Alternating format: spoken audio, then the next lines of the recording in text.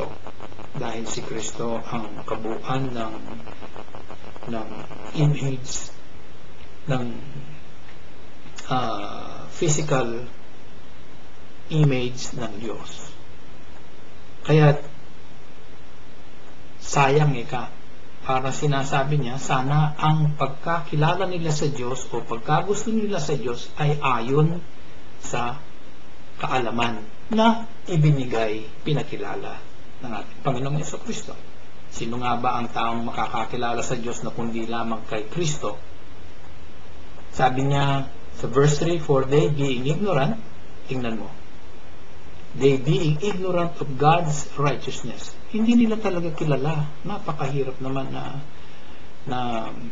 sa isang banda na gustong-gusto mong ang isang bagay nito, hindi doon sa kaalaman na kailangan mo, kundi lang gusto mo.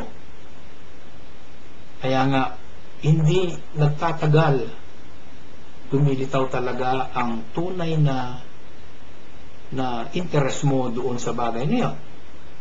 Kaya pagka nakuha mo na, ayaw mo na. Hindi gano'n na sinasabi.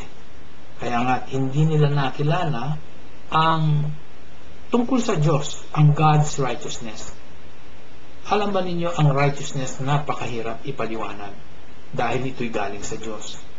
Ang anumang galing sa Diyos ay totoong malalim. Kung sasabihin natin ang God's righteousness, ang kanyang katibayan ng hustisya, magtatagal tayo.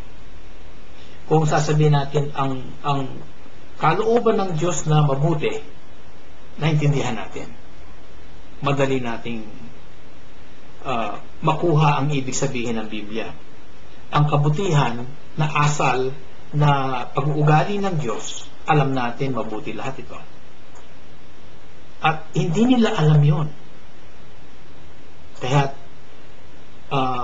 mabuti na binigyan tayo ng pagkakataon ng Diyos, ang banal na Espiritu, na ipakilala niya ang God's righteousness, ang kabanalan, ang kawalang kamalian. Kaya nga, hindi basta na lamang ang nakakakilala sa righteousness ng Diyos. At ito pa, sabi, dahil hindi nila nakikilala o hindi nila alam, ayaw nilang alamin, hindi natin alam. At sabi ni Pablo, kaya nga gusto nilang magtatag ng sarili nilang code of conduct. Yung bywords na sinasabi na nananatili sa ating kalagitnaan. Kaya, pag naka-mindset na, ang sabi ni Pablo dito, hindi ka magpapailalim doon sa kagustuhan ng Diyos, doon sa norma ng Diyos, yung kanyang kabanalan, yung kanyang kalooban, yung kanyang justisya, yung kanyang kabaitan, yung kanyang pag-uugali. Hindi ka magpapailalim doon dahil nga hindi mo siya nakikilala. Ikalawa, magtatatag ka ng sarili mong pagkakilala sa Diyos na hindi naman naabot sa Diyos. Kaya nga nagkakaroon tayo ng maraming doktrinang hindi ayon sa Biblia, maraming mangangaral na kuminsan hindi ugma sa sinasabi ni Kristo, maraming mga reliyon na kung hindi mo sisiya siya sa atin, ang mangyayari ay you will miss the point. You will miss the target. Hindi ka makakaabot doon sa pupuntahan mo. Kung ang punta mo ay langit, hindi sa langit ang punta mo. Masama talaga na kung hindi mo alam ang bagay, babaliktarin mo ito, tatakpan mo ito, magtatatag ka ng sarili mo. Hindi ganon.